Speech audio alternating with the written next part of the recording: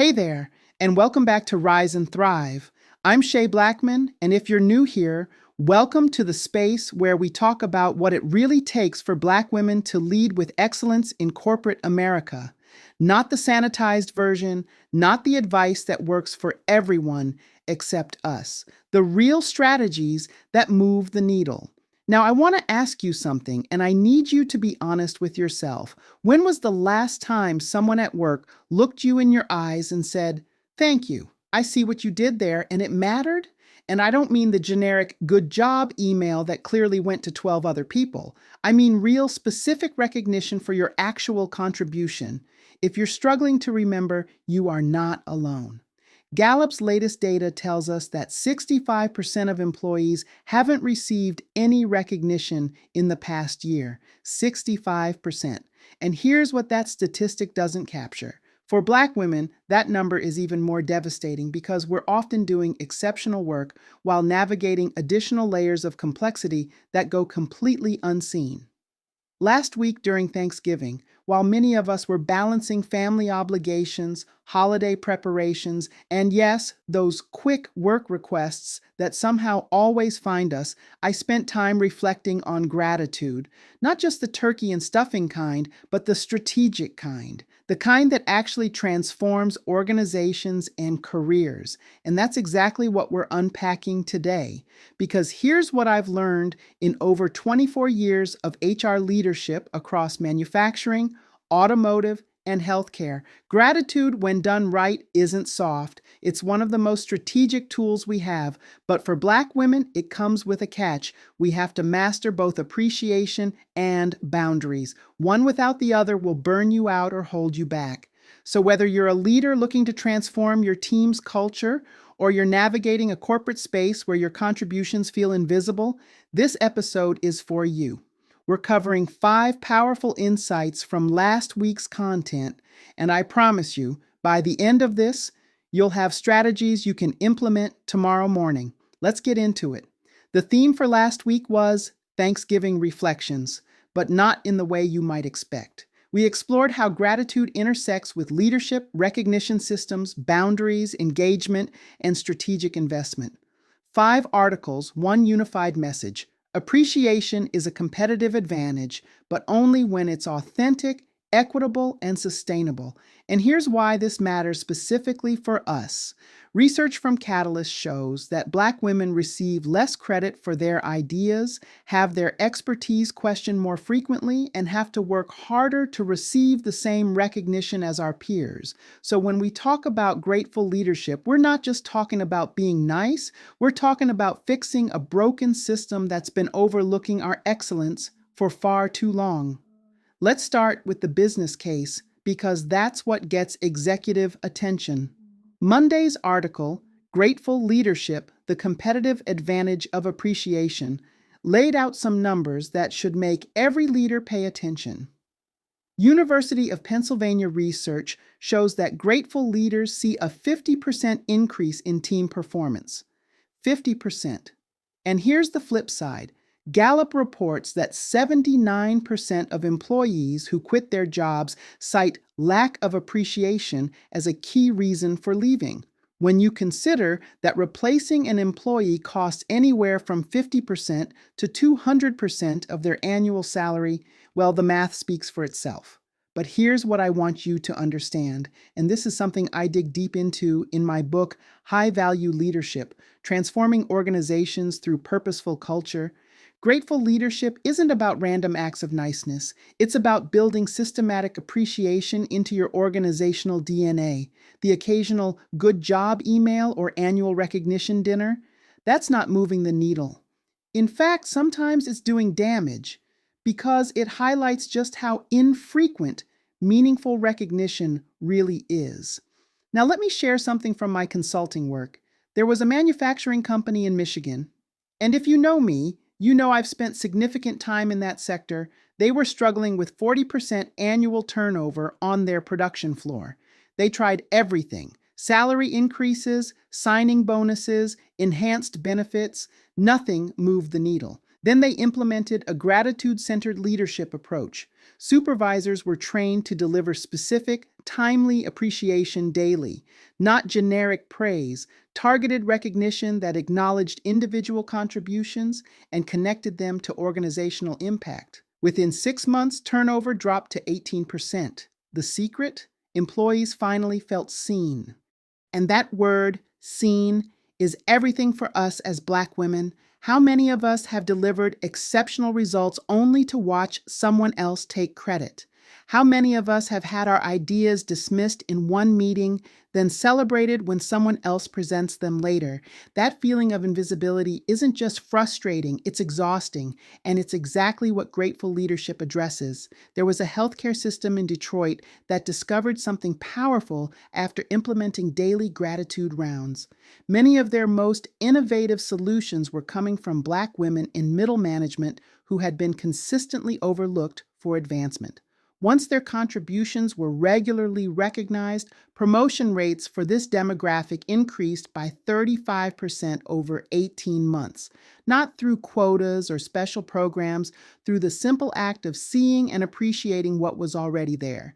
So here's your first takeaway. If you're a leader, start looking for overlooked excellence on your team. Whose contributions go unrecognized? Whose ideas get credited to others? Become an appreciation advocate for the invisible. And if you're navigating a space where you feel unseen, document your wins. Build your evidence file because your excellence is there. Sometimes you just need to make it undeniable. Tuesday's article went deeper. The thank you economy, recognition systems that actually work. And I have to be honest with you, this one hit different because it named something I've seen throughout my career. Most recognition programs fail, not just underperform, fail. That Employee of the Month parking spot, the generic anniversary plaques, the annual awards dinner where the same 5 people get honored year after year, they're not just ineffective, they're actively damaging your culture because nothing breeds cynicism faster than recognition that feels forced, formulaic, or unfair. Traditional recognition systems fail for 3 reasons. First, they're episodic rather than embedded. Once a year isn't a culture, it's an event. Second, they recognize outcomes instead of efforts, which means all that invisible labor never gets acknowledged. And third, this is critical, they reflect and reinforce existing power structures. The same people get recognized because the same people are visible to leadership. There was a Fortune 500 company that spent $2.3 million on their annual recognition program. Fancy awards, big ceremony, professional video production. Post-event surveys revealed 72% of employees felt less valued after the event. Why? Watching the same leadership favorites receive awards while everyday excellence went unnoticed actually highlighted how little most contributions mattered, so what actually works. In the article, I introduced the SEEN method, SEEN, specific. Acknowledge exact contributions, not general performance. Equitable, actively seek overlooked excellence. Embedded, build recognition into daily operations, not annual events. And networked, enable peer-to-peer appreciation, not just top-down. Let me give you a practical example. Daily stand-up appreciations start every team meeting with 60 seconds of specific peer recognition. Not good job, everyone, but Sarah, your analysis yesterday helped us avoid a $30,000 mistake. Thank you. Simple, powerful, transformative. There was a regional bank struggling with 34% annual turnover in their call center. They implemented daily peer recognition through a simple app. Employees could send praise points with specific appreciations. No budget, no prizes, just visibility and gratitude. Turnover dropped to 11% in 9 months. Customer satisfaction increased 23%. The only cost? The commitment to make appreciation systematic rather than sporadic. Now, for my Black women navigating corporate spaces where recognition feels scarce, here's what I want you to hear. You can't always control whether your organization has effective recognition systems, but you can create microcultures of appreciation in your sphere of influence. Recognize your peers, amplify their contributions in meetings, send that email to their manager when they crush it. When we lift each other up, we make each other visible. Because recognition shouldn't be expensive, turnover is. In what I call the thank you economy, appreciation isn't just nice to have, it's a business imperative. Master it and watch your influence grow. Okay, Wednesday's article, Giving Thanks While Setting Boundaries, a Leader's Holiday Guide. This one is personal. Because if there's one thing Black women in corporate America struggle with, it's this impossible paradox. We're supposed to embody gratitude, generosity, and availability while simultaneously protecting our well being, modeling work life balance, and preventing burnout. And the holidays, they amplify everything. The 9:47 p.m. email on Thanksgiving asking a quick question about the quarterly report, the expectation that we'll cover for everyone else while somehow also being present for our families, the guilt when we try to set any kind of limit. Research from the American Psychological Association shows that 38% of people report increased stress during the holidays. But here's what that statistic doesn't capture. There was a healthcare organization where Black female directors reported working an average of 18 more hours than their peers during the holiday season. Why? Because they felt they couldn't say no without reinforcing stereotypes about work ethic. They couldn't set boundaries without being labeled difficult. Let me be clear about something. That's not gratitude. That's exploitation dressed up as opportunity. And we need to stop accepting it. In Rise and Thrive, a Black woman's blueprint for leadership excellence, I talk about what I call the thanks framework for boundary setting. T, time box your availability. I'm checking emails once daily during the holiday break and will respond to urgent matters within 24 hours. Och, honor commitments selectively. Not every invitation requires your presence. A, acknowledge requests warmly. Thank you for thinking of me for this project. I'm honored you value my input. N, navigate to alternatives. While I can't take this on before year end, here are 3 ways we could approach it in January. K, keep boundaries consistent. Don't set boundaries you won't maintain. And S, support others' boundaries. When your team members set limits, celebrate them publicly. Here's what I need you to understand. Boundaries and gratitude aren't opposites. The most thankful thing you can do is protect your ability to serve sustainably. Leaders who maintain clear boundaries actually inspire more trust and respect than those who are constantly available. Why? Because boundaries signal self-respect, and people are wired to respect those who respect themselves. There was a Black woman VP at a technology company who instituted what she called Boundary Wednesdays, no meetings, focused work only. Initially, she faced criticism, but she maintained the practice. Her team's productivity increased 34%. Client satisfaction improved. Other partners started adopting similar practices. What started as one woman's boundary became organizational transformation. And that's the power we hold. Every boundary we set creates permission for other Black women to do the same. Your resilience isn't just personal protection, it's revolutionary.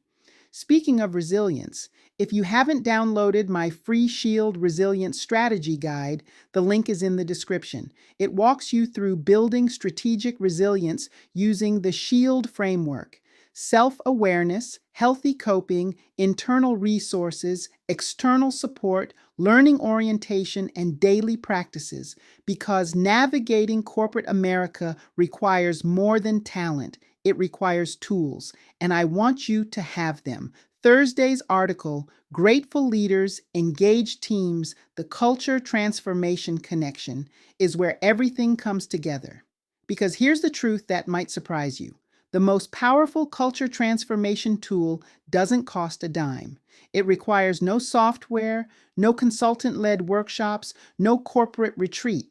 Yet research consistently shows it can boost engagement, reduce turnover, and fundamentally reshape how your team shows up every single day. Gallup's 2025 State of the Global Workplace Report revealed something alarming. Global employee engagement has dropped to 21%. In the United States, it's sunk to a 10-year low of just 31%. Meanwhile, disengaged employees cost the global economy nearly $9 trillion annually in lost productivity. $9 trillion. But here's what fascinates me as someone who spent decades studying organizational culture. There's a direct, causal link between gratitude and engagement. A 2025 study in BMC psychology showed that gratitude journaling for just 12 days significantly improved work engagement. The research showed that expressing gratitude helped employees become more aware of workplace resources, including encouragement from supervisors and cooperation among colleagues. For us as Black women, this has profound implications. When leaders practice genuine gratitude toward traditionally overlooked team members, they do more than boost morale. They signal belonging. They validate contributions that might otherwise go unnoticed. They counter the invisibility that so many of us describe as a defining feature of our corporate experience. Now, y'all know I'm a Detroit girl, so I have to mention the Lions, and yes, this is relevant. Stay with me. For decades, the Lions were defined by losing. Hall of Fame players retired early rather than continue with a toxic organization. Fans wore paper bags to games. Then something shifted. When Sheila Ford Hamp took over as principal owner in 2020, she recognized what so many organizational leaders miss. You cannot transform performance without transforming culture first. She established a culture task force. She hired Dan Campbell, who understood that sustainable success requires building people, not just strategies. What Campbell brought wasn't just football expertise, it was a philosophy of appreciation, development, and genuine connection. They conducted personal interviews with every new hire, asking about their backgrounds, their families, what organizational values meant to them personally. The result? The once laughingstock franchise became one of the best teams in the NFL. Players who had opportunities elsewhere chose to stay because the culture made them want to be part of something meaningful. The parallel to corporate culture transformation is direct. When leaders prioritize appreciation, development, and connection, when they see team members as whole people rather than just producers, everything changes, grit emerges, resilience develops, people stop watching for exit opportunities and start investing in collective success. That's the power of grateful leadership at scale.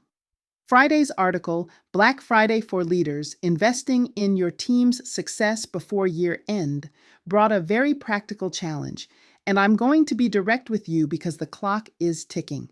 If your organization operates under a use it or lose it budget policy, and most do, you're sitting on an investment opportunity that expires at midnight on December 31st.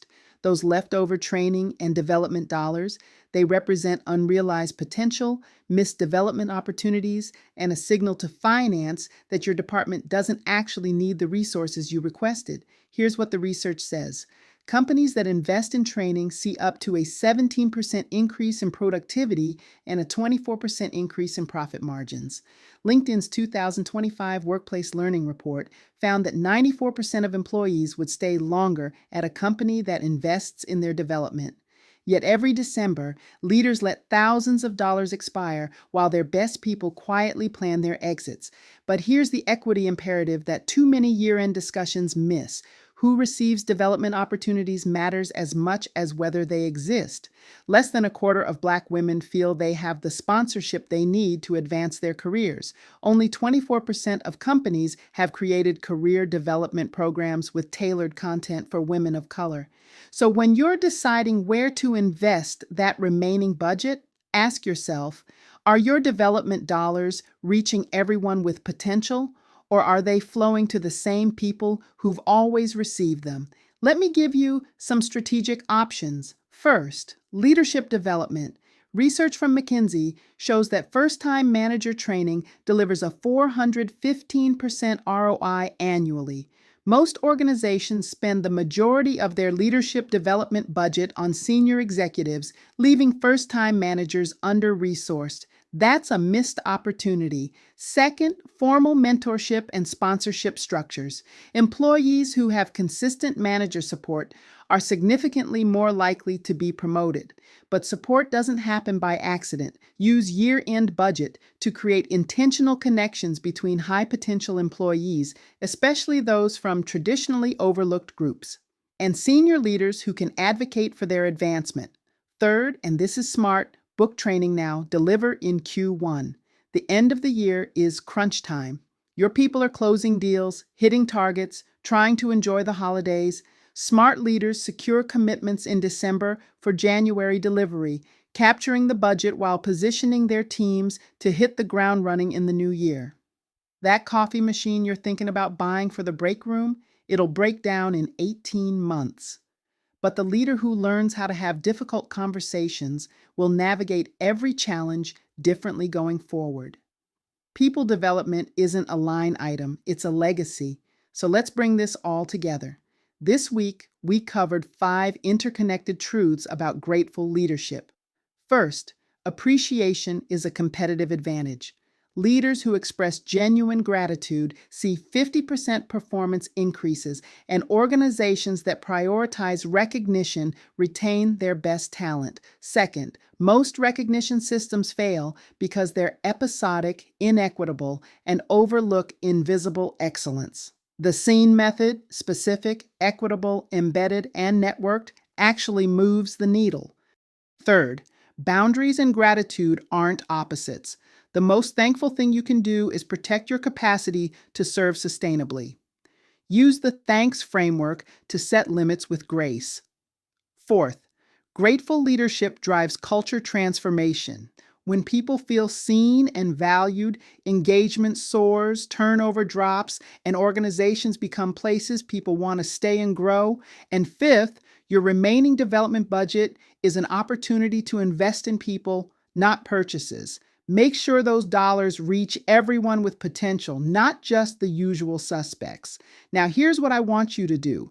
If any of this resonated with you, if you've ever felt invisible in your workplace, if you're trying to build a culture where your team can thrive, if you're navigating the unique challenges that come with being a Black woman in leadership, I want to hear from you. Drop a comment below and tell me, which of these 5 insights hit home for you? What challenge are you facing right now when it comes to recognition, boundaries, or culture transformation? Your questions might be featured in my Ask Shay series, where I tackle real challenges from real women navigating real corporate spaces. And if you want to go deeper, and I hope you do, pick up a copy of Rise and Thrive, A Black Woman's Blueprint for Leadership Excellence. Everything we talked about today, the boundaries, the resilience strategies, the frameworks for navigating corporate America while maintaining your authenticity, it's all in there. The link is in the description. I'm also building something special. The Rise and Thrive Academy is coming, and it's going to be a game changer for Black women who are ready to stop surviving and start strategically thriving.